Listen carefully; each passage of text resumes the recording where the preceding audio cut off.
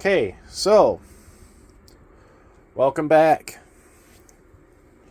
I was asked recently to make suggestions of things that should go into your kit. Now here's the thing. I could make suggestions all day long. But what I got versus what you may need are two different things. Okay? I live in Michigan. It's a wooded area. You could be living out in the desert somewhere, and all you've got is sand and maybe a couple of cactuses. So you got to, use your head a little bit when it comes to making your selections. But there are some items that I consider to be pretty universal. And here's a few of my favorites. Number one, and by the way, this is in no particular order. Oh, look, I'm being invaded. Bye-bye. This is my parachute tent. This is a good sleep system. I'm not going to pull it all out of the package because it sucks rolling it up and putting it away. But anyways, this will get you off the ground. It also has a rain fly and mosquito netting to kind of keep you somewhat dry and bug-free. I don't have either of those in this kit. They are available for sale. But one thing that I would really recommend are these.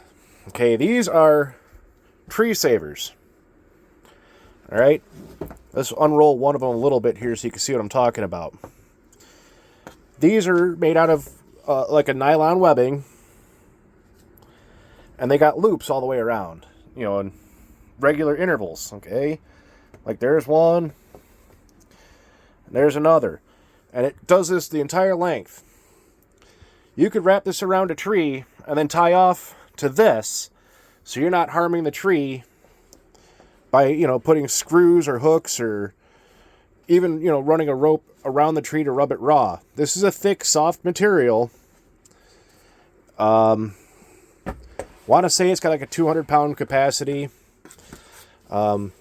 I exceed that by a little bit, but I'm working on that. But it works just fine. Plenty comfortable to lay in, get you off the ground. Worth it. Again, like I said, in no particular order. Another item. This one is made by Brita. This is actually a filtering water bottle. Okay? So in this thick part of the straw here is an actual filter. And you're sucking nice clean water through. I can't tell you how important it is to keep water in your system at all times. It's the difference between life and death. Paracord. I use it for everything. Okay? You could tie this between a couple trees and hang a tarp over it. Make a quick impromptu shelter. Well, I can't show you the inside because I melted the end so it doesn't fray, but there's several strands on the inside of this cord. Here, I'll show you real quick. Okay, these are all individual strands. Alright? And they're strong as hell. So if you really wanted to be cute, you could actually cut this cord open and take out the inner strands and use them to make, for all intents and purposes, you could use them to possibly snare small game if you need to. Or, use it to replace a bootlace or whatever.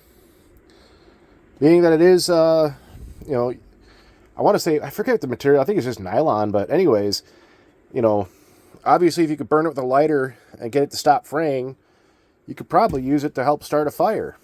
Good stuff to have. To go with either of these, I've got carabiners. And I've got them of different sizes, okay? Now, some of these are not rated to hold my fat person, okay? So you got to be selective. A lot of them are even etched. Not for climbing. Okay? Same with this little guy here. And this one here is just a little junk one that I got, but use your head. These ones, on the other hand, they're a little bit heavier. Okay? Spring on them is very stout. Okay? And I mean, this is easily 3 times the size of the of these 2 aluminum ones, but this one's also made out of heavy steel. I use these for a lot of different things. Hanging gear, for example. If I got something I got to hang off my pack and I need it right away, it's there. I can just quick rip it off and I'm good to go. I've tied stuff between trees with it before, clothesline or what have you. And no, that's not what you think. I'm not clotheslining somebody. I'm actually hanging towels and clothing and stuff like that, especially if I'm a couple of weeks out in the field. Works fantastic. I like having these. There's so many other uses for them too, but I'm not going to get into it. I'll start sounding like Bubba Gump over there. Talk about his shrimp and his shrimp cocktail and shrimp gumbo and all that crap. So we're going to let that go. Carabiners. Great thing for hanging gear or doing God knows what else. This one I'm going to unwind. Obviously, there's a whistle on this end. There's a strip here you can strike a match on. Not my favorite thing to have, but at least it's something. Is a bubble compass. And if you hear it floating around in there, there's strike anywhere matches in there. All right, and it's on a lanyard. Why do I have it? Simple. I can signal somebody out from a distance. If all of my other devices for navigating fail, at least I've got something. And this one is kind of shitty, so yeah, it's something, okay? And there's always matches. Now let me tell you, starting a fire, everybody's like, oh man, maybe I need to get a ferro rod. Maybe I need to get be able to make a bow drill. Sure, that's why I've got the cordage. But am I going to use a ferro rod and a bow drill? Oh, hell no. A lighter is just as good today as it ever was. All right? That's all you need to start a fire. Right there. It's partially full, so it'll float, but it's going to float metal side down. I would recommend getting, a brightly colored one, but this is all I have. All right? If you dump it in the water, you can always just blow on it, dry it off, and you're back in business. Quit wasting time and calories thinking you're going to need a bow drill or ferro rod. Do I have a ferro rod? Yes. Will I use one? Sure. When? If I can't find any matches or my lighter's dead. A good friend of mine supplied me one of these. This is a Gerber multi-tool. Alright. Let's see if I can't futz this thing open here one-handed. Thank God for the gut.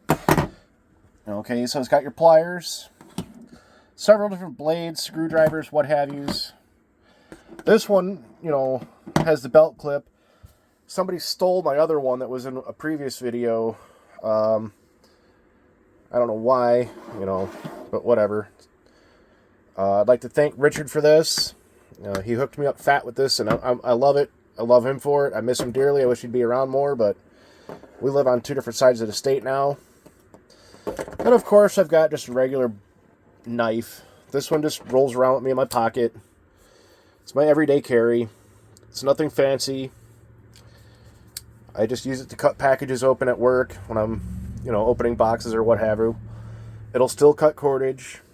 I'm sure I could probably defend myself with it, but it's not why I bought it.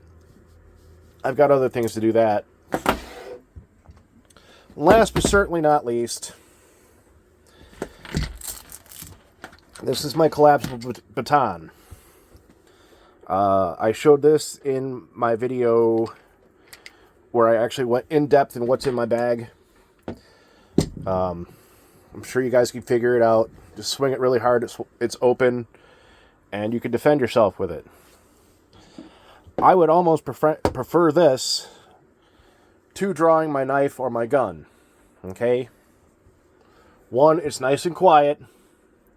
2, I'm not trying to unalive anybody.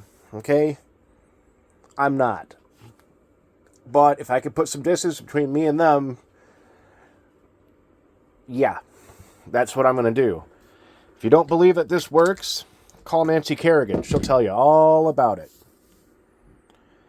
Anyways, thanks for watching.